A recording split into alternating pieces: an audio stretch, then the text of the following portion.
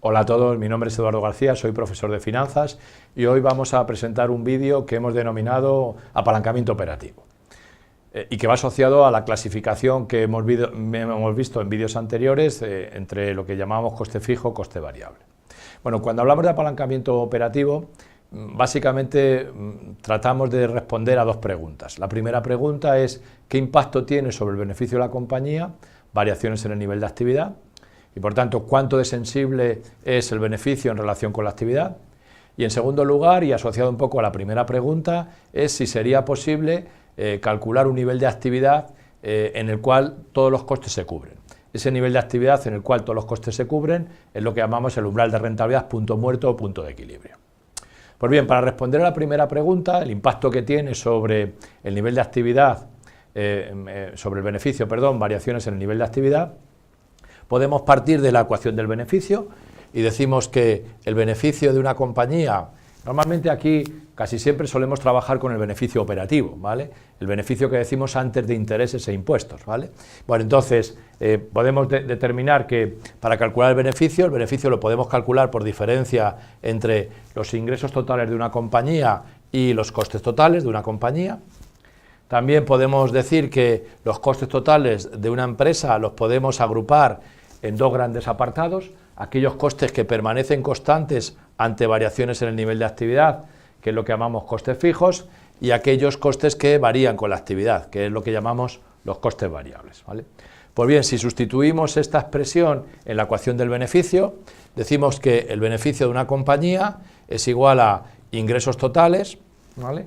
Ahora vamos a poner aquí los costes, vamos a restar los costes variables, restamos los costes variables y a continuación pues restamos los costes totales, ¿vale?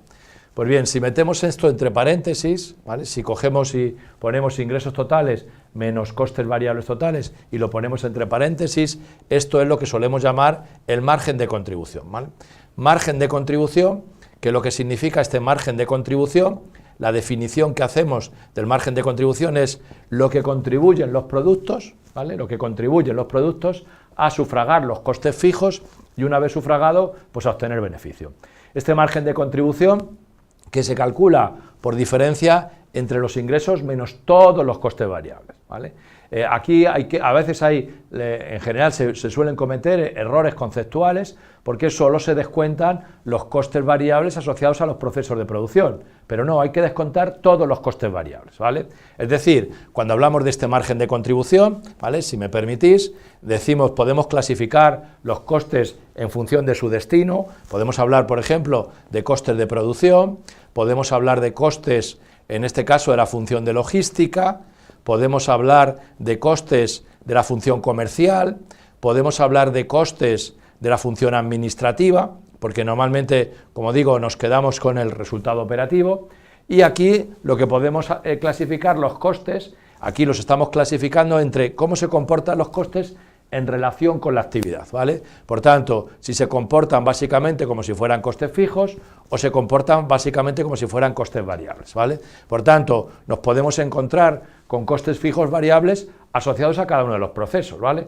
Por ejemplo, costes fijos de producción, pues puede ser en definitiva pues el alquiler de la planta industrial, el sueldo del director de producción, ¿vale? Los mantenimientos en este caso que decimos preventivos, ¿vale? Pues hay un montón de costes que son de componente fijo en la actividad productiva, ¿vale? Y también nos podemos encontrar con costes variables, ¿vale? Por ejemplo, pues la materia prima es el paradigma de coste variable. En algunos casos lo que podríamos hablar de la mano de obra operativa también puede ser, en algunos casos se puede comportar como si fuera coste variable. El uso de la máquina, pues también en algunas circunstancias puede comportarse en definitiva como si fuera variable, ¿vale? Temas relacionados con el consumo de gasoil, con el consumo de energía eléctrica, incluso los propios mantenimientos que van asociados a horas de uso, ¿vale? O incluso en algunos casos, si el factor restrictivo de la capacidad de producción de la máquina va asociado al número de unidades de producto o servicio, pues en algunas circunstancias la amortización también de la máquina se puede comportar como si fuera un coste variable, ¿vale?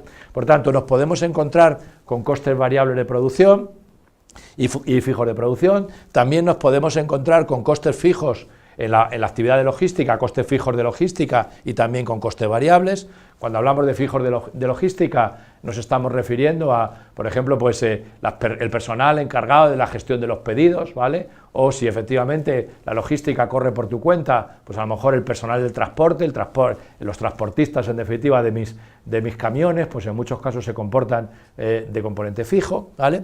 Y también nos podemos encontrar con costes variables de logística. Si yo tengo la logística subcontratada y es una logística de punto a punto, ¿no? Donde me cobran un determinado volumen de dinero, ¿no? Tantos euros por unidad de bulto transportado, por unidad de palé transportado, pues entonces se puede comportar como si fuera un coste variable, ¿vale? También la actividad comercial, dentro de los procesos comerciales, nos podemos encontrar con costes fijos del personal, en muchos casos, ¿vale? El coste personal, y también nos podemos encontrar con costes variables que van asociados a las comisiones que pagamos por los esfuerzos de ventas, ¿vale? En la actividad administrativa también es más difícil, pero también nos podemos encontrar con costes de alguna forma variables, ¿vale? Aunque la mayor parte de costes van a ser de componente fijo, ¿vale?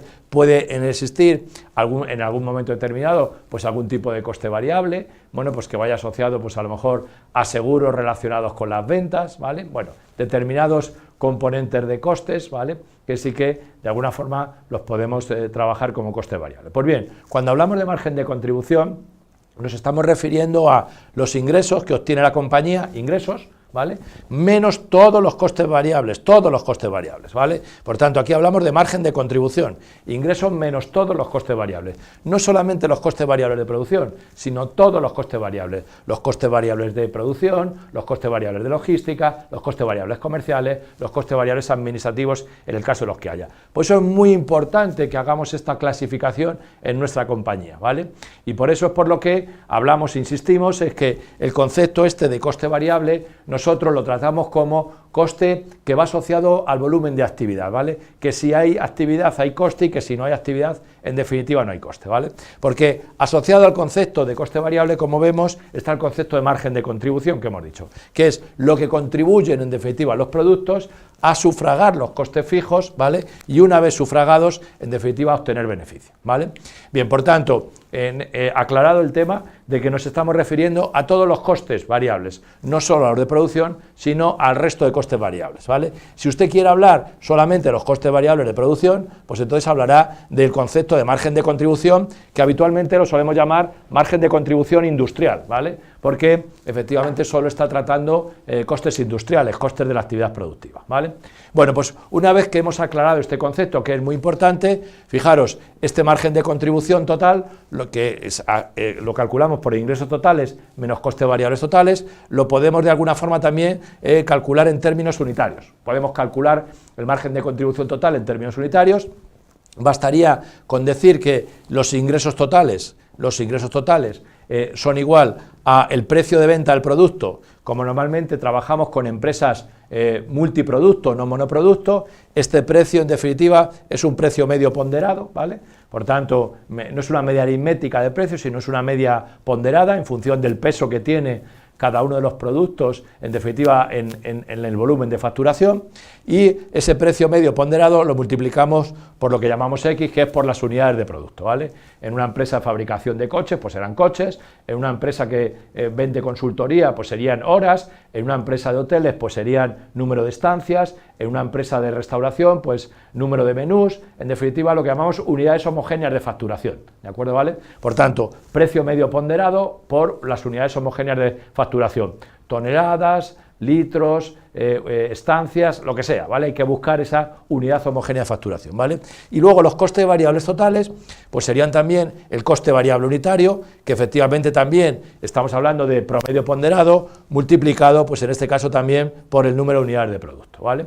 Si cogemos y despejamos esto, lo llevamos a la fórmula del margen de contribución total y sacamos factor común las unidades de producto, pues entonces decimos que el margen de contribución total es una función de las unidades, ¿vale? Y lo multiplicamos por el precio de X menos el coste variable unitario de X, ¿vale? A esto que de alguna forma aquí hemos definido por precio de X menos coste variable unitario de X, esto de aquí es lo que llamamos margen de contribución unitario, ¿de acuerdo, vale?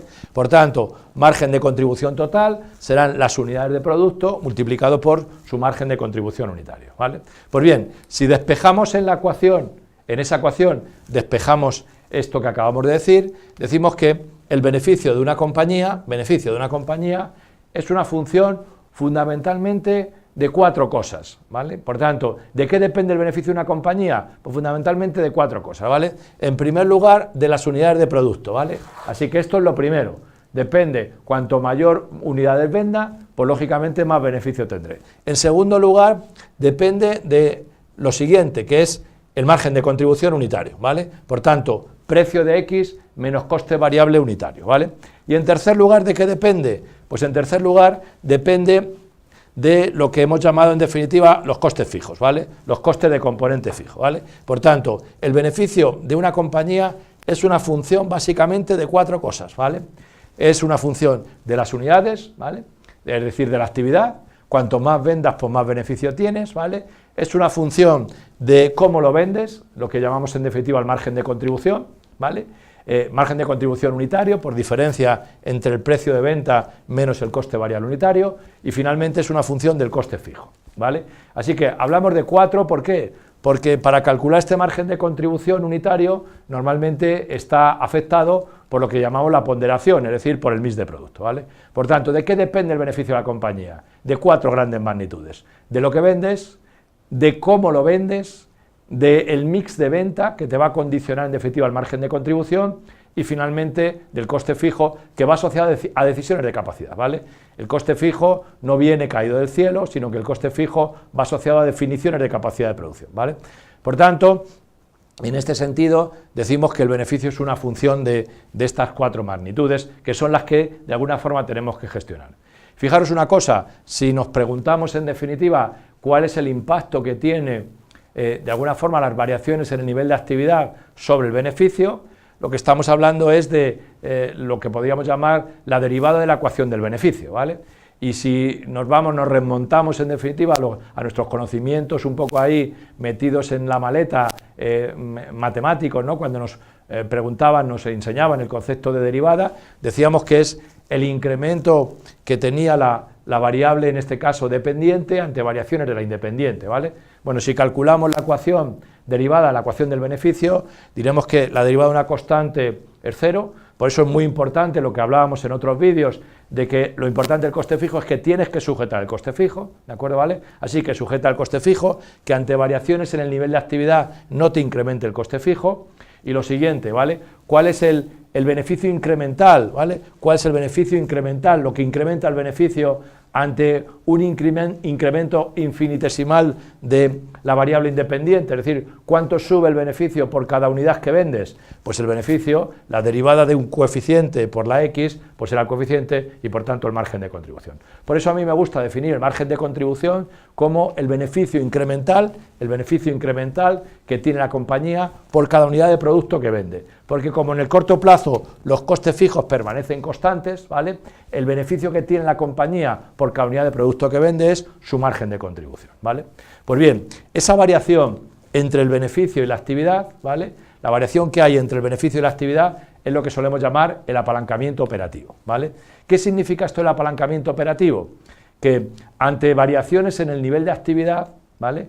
En el corto plazo, como los costes más o menos fijos se comportan como si fueran estables, se mantienen más o menos estables, ante aumentos en el nivel de actividad, ¿qué le ocurre a la compañía? Pues que los ingresos totales suben en el 100%, los ingresos suben en el 100%, ¿vale? Si la actividad crece, los ingresos suben en el 100%, ¿vale? Y con los costes totales, ¿cuáles son los que suben? Pues en definitiva solo suben los variables, porque los fijos, en el corto plazo, como decimos, lo importante es que se mantengan constantes, ¿vale? Y por tanto, esto es lo que definimos el apalancamiento. Te apalancas en el coste fijo, por eso lo llamamos apalancamiento. Te apalancas en el coste fijo, no lo dejas crecer, ¿vale?